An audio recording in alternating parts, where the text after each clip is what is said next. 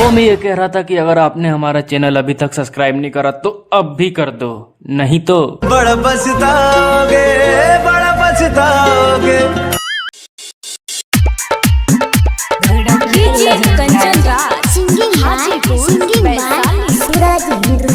साली आइल बिया रे, खिसी आइल बिया रे, देखो ये कर जवानी उफनाइल बिया रे, देखो ये कर जवानी उफनाइल बिया रे। सुनाया आसू जवानी ये कर सेल हो जाई, आसू होली के संग दूर खेल हो जाई, आसू होली के संग दूर खेल हो जाई।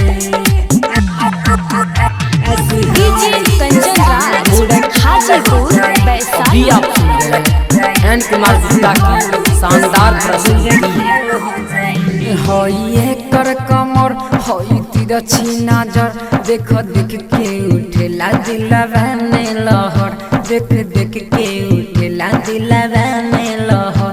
कोनो दिन जवानी एकर खेल हो जाई, आसू होली के संग बुरा खेल हो जाई।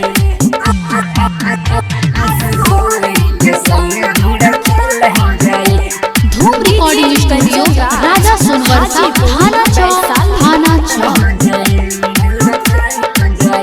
ओकर गोरे गोरे गाल देखी बहिनी बेहाल, हाय रे ओकर जवानिया लागेला कमाल, हाय रे ओकर जवानिया लागेला कमाल। छौरा सूरजा से कोनो दिन खेल हो जाई, आसू होली